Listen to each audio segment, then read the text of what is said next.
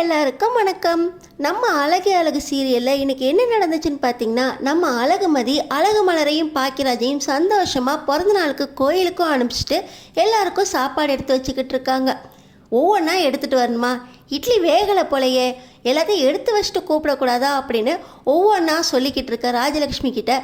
எல்லாருக்கும் இட்லியையும் சாம்பாரும் பரிமாறுறாங்க நம்ம அழகுமதி. அவ்வளோதானா, சட்னி எங்க, உள்ளே போய் எடுத்துகிட்டு வா, கார சட்னியும் தேங்காய் சட்னியும் இல்லாட்டினா நாங்கள் எப்படி சாப்பிட்றது அப்படின்னு கேட்க, அவ்வளோதான் செஞ்சுருக்கேன் அப்படின்னு நம்ம அழகுமதி சொல்ல, இட்லியும் சாம்பார் மட்டுமா, அவள் பாட்டு காலையிலே கோயிலுக்கு போயிட்டா, உங்ககிட்ட எதுவும் சொல்லிட்டு போகலையா, சட்னி இல்லாமல் மாமா சாப்பிட மாட்டாரே, வேணா வேக வச்ச முட்டை எடுத்துகிட்டு வர வார்த்தை, இட்லியையும் முட்டையும் எப்படி காலையிலே சாப்பிட்றது, முட்டையில் நிறைய புரோட்டீன் இருக்கத்த அப்படின்னு நம்ம அழகுமதி சொல்ல, இப்போ ராகவன் புரோட்டீனு ஐன்ஸ்டீனு இதெல்லாம் எங்களுக்கு தெரியும், நான் என்ன சாப்பிடணும் என்ன சாப்பிடக்கூடாதுன்னு முடிவெடுக்கிறதுக்கு நீ யார் அப்படின்னு தட்டை தூக்கி எரிய போக நம்ம அழகுமதியை பார்த்துட்டு தட்டை வச்சுட்டு கோவமாக எஞ்சி போயிடுறாரு ராகவன். இப்போ ராஜலக்ஷ்மி போதுமா, அவர் சாப்பிடாம போயிட்டாரு, வெறும் இட்லியும் சாம்பாரும் எங்கள் வீட்டில் சாப்பிட்டு பழக்கமே இல்லை, ஒரு சட்னி அரைக்க 10 நிமிஷம் ஆகுமா, இதை செய்கிறதுக்கு உனக்கு என்ன கஷ்டமாக இருக்குது, காலையிலேருந்து 3/4 மணி நேரமாக சமயக்கட்டில் உருட்டுன்னு உருட்டிட்ட அப்படின்னு ராஜலக்ஷ்மி தட்டை கொண்டு போய் கிச்சனில் வச்சுட்டு ஏஞ்சி போயிடுறாங்க. இப்போ சாப்பிட்டுக்கிட்டு இருந்த சுரேஷ், இதெல்லாம் நீ பிளான் பண்ணி செய்வியா, ஒன்று அவங்க சாப்பிடக்கூடாது, இல்லை நீ சமையக்கட்டு பக்கமே சமைக்க போகக்கூடாதுன்னு முடிவு பண்ணி தானே பண்ணியிருக்க, நான் எதையுமே பிளான் பண்ணி செய்யலை,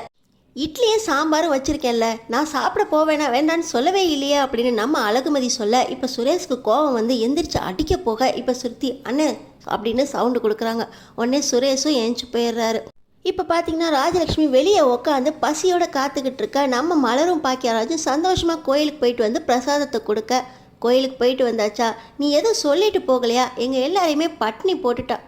அவள் சட்னி இட்லிலாம் செஞ்சு வைக்கிறேன்னு சொன்னாலே அத்தை, நல்லா சமையல் செஞ்சா, வெறும் சாம்பாரை வச்சுருக்கா, என்றைக்கு நாங்கள் வெறும் சாம்பார் சட்னி செஞ்சோம், மாமா கோச்சிக்கிட்டு போயிட்டாரு, அவர் சாப்பிடலன்னா நான் எப்படி சாப்பிட்றது, ஒரு 10 நிமிஷம் இருங்கத்த, நான் போய் சட்னி அரைக்கிறேன் அப்படின்னு நம்ம மலர் உள்ளே வர, இப்போ நம்ம அழகுமதி நீங்கள் சட்னி அரைச்சிங்கன்னா அவ்வளவுதான் சொல்லிட்டேன், செஞ்சு வச்சு தான் இருக்கேன்ல, அவங்க சாப்பிடாமல் இருக்கிறது வீம்புக்கு சாப்பிடாமல் இருக்காங்க அப்படின்னு நம்ம மதி சொல்கிறாங்க. அவங்க சட்னி இல்லாமல் சாப்பிட மாட்டாங்க, சுகர் இருக்குது, மயக்கம் வந்துடும் அப்படின்னு சொல்ல, வீட்டில் தான் சாப்பாடு இருக்கே அவங்க சாப்பிட்ணும், நீங்கள் சட்னி அரைச்சிங்க உங்களை கடிச்சு வச்சுருவேன் அப்படின்னு எல்லாத்தையும் எடுத்துக்கிட்டு ரூமுக்கு எடுத்துகிட்டு போயிடுறாங்க. எனக்கு கையெல்லாம் நடுங்குது ராஜலட்சுமி அப்படின்னு இங்கே ராகவன் சொல்ல, எனக்கும் தலையெல்லாம் சுற்றுது, கண்ணெல்லாம் இருட்டுது, வயிறெல்லாம் பிடிச்சி இழுக்குது அப்படின்னு 2 பேரும் பசியில் இருக்கும்போதே ராகவன் எனக்கு படப்படான்னு வருது, டேய் பாக்கியராஜ் அப்படின்னு சொன்னனே, பாக்கியராஜ் உள்ளே வராரு, எனக்கு சாப்பிட்றதுக்கு ஏதாவது வாங்கின்னு வா, வெளியே ஹோட்டலுக்கு போய் வாங்கினாலும் 1/2 மணி நேரம் ஆகும், போக வர 1/4 மணி நேரம், சாப்பாடு பார்சல் கட்டணும்,